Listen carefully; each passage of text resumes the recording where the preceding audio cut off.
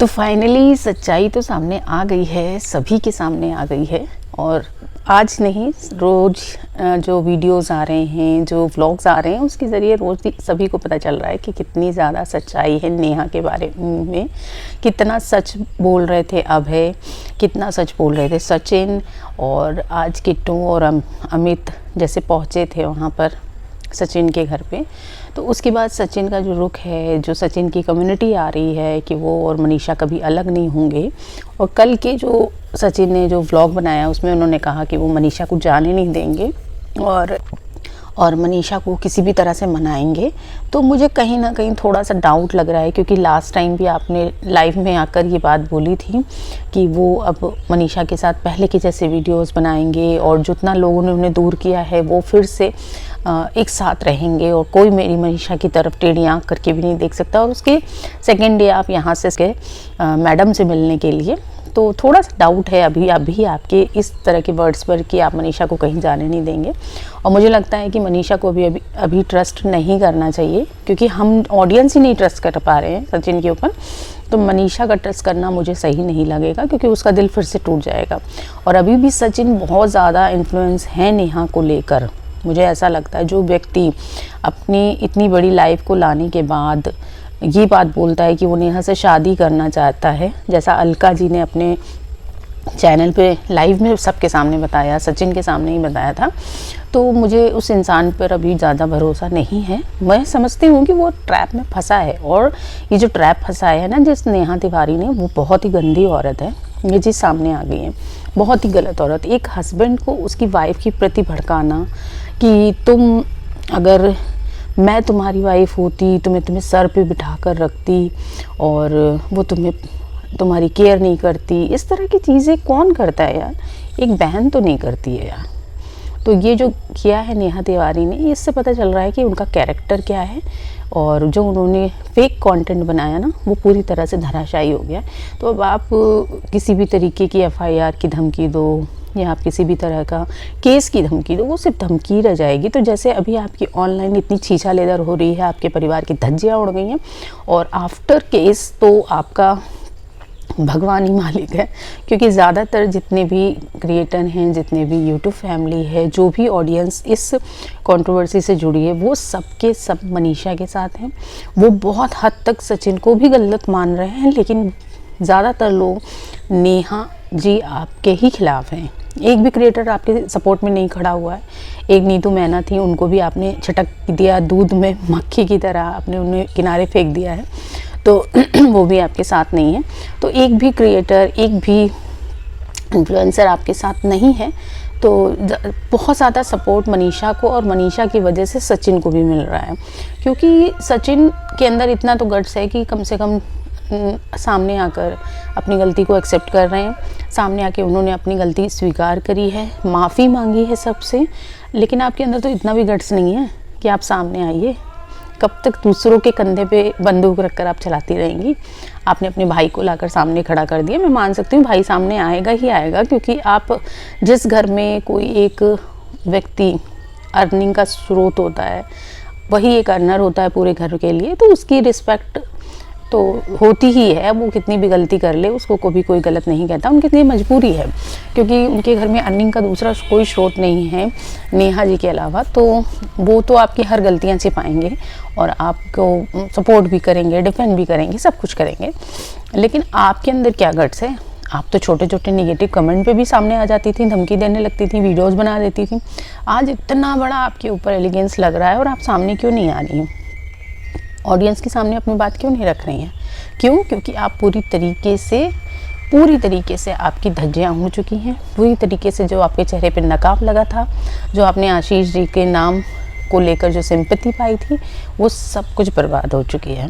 और कल बहुत ही बड़ी बात एक सचिन ने अपने ब्लॉग में कही कि सबसे ज़्यादा सहयोग उनका जिस व्यक्ति ने किया वो है सुमित महल।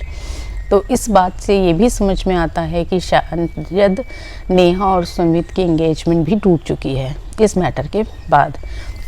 उन्होंने ये भी बताया कि ये कोई अरेंज मैरिज नहीं है, दोनों काफ़ी टाइम से एक दूसरे को जानते थे। तो मुझे तो लगता है कि नेहा का काम ही है अपने से छोटे उम्र के लड़कों को फंसाना, फिर वो शादीशुदा हो या वो कुंवारा हो। क्योंकि सुमित महल भी कोई उनकी एज के नहीं हैं जिनसे वो दोबारा शादी कर रही हैं, जिनके साथ शादी को वो अरेंज मैरिज का नाम दे रही थी। वो भी एक लव मैरिज है, ये सभी को लग रहा था पहले भी, और आज जो सचिन हैं उन्होंने इस चीज़ को भी क्लियर कर दिया है। तो नेहा जी सामने आई है और आके अपनी बात कही है। मैं सुमित के लिए कहूँगी कि इतना सब कुछ होने के बाद भी वो इस तरह की कंट्रोवर्सी का कोई भी एक ब्लॉग वीडियो कुछ नहीं लेके आ रहे हैं। इसका मतलब है कि वो बहुत ही अच्छी एजुकेटेड फैमिली है और वो कभी भी सामने इस तरह से नहीं आएगी। आगे क्या सच्चाई है वो तो आगे ही पता चलेगी।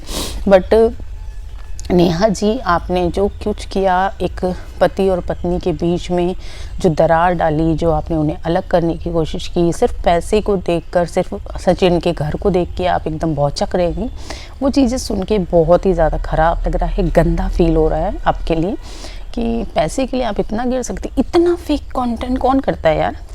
अभी कुछ तो शर्म करो यार। विधवा औरत हो तुम, तुम्हें भी एक बच्ची दी है भगवान ने, आगे चल के उसको भी वही संस्कार मत देना। आगे चल के ये वीडियोस डिलीट नहीं हो जाएंगे यूट्यूब से। आप अपने चैनल के डिलीट कर दोगे, सबके चैनल के नहीं डिलीट करोगे। आगे चल के वो क्या सोचेगी आपके बारे में? अरे कुछ तो शर्म करो, कुछ तो शर्म करो तिवारी फैमिली। सोच के भी लग रहा है।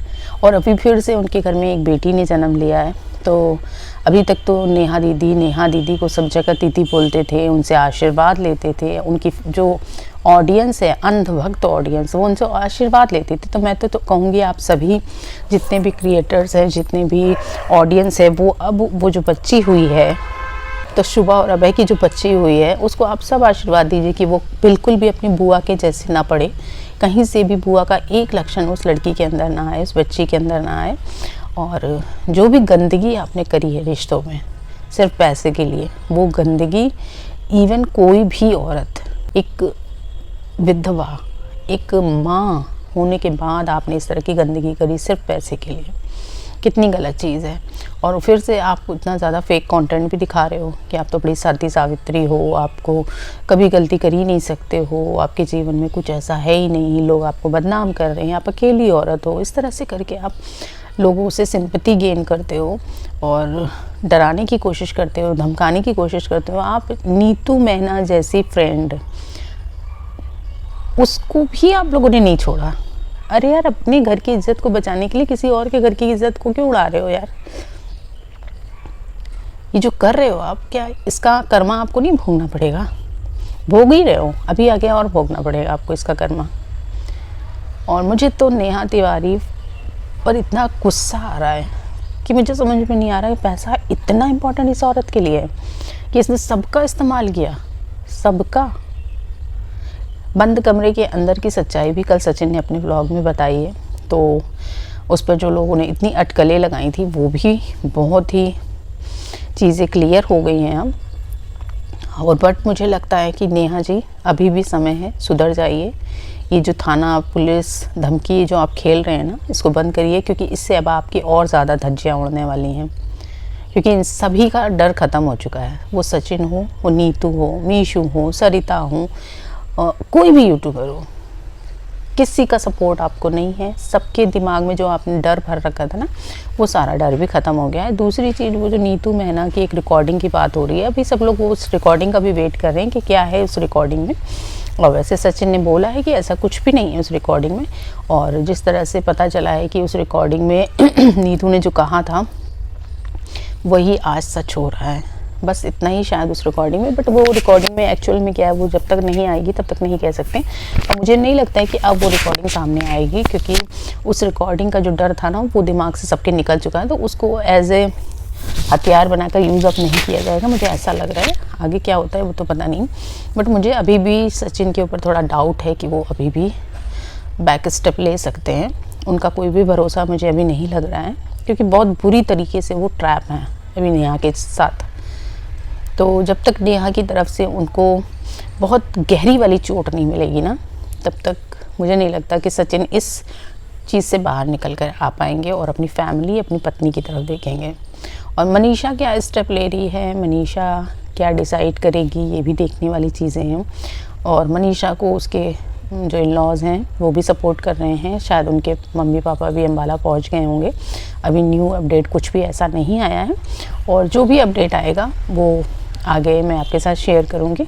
और बस इसी तरह से जुड़े रहिए मेरे चैनल के साथ, और इस कंट्रोवर्सी में देखते हैं आगे क्या होता है। मैं तो चाहूँगी ईश्वर से कि जो सचिन है उनकी बुद्धि खुल जाए और चीज़ों को वो समझ जाएं और अपनी फैमिली, अपनी पत्नी को की तरफ ध्यान दें।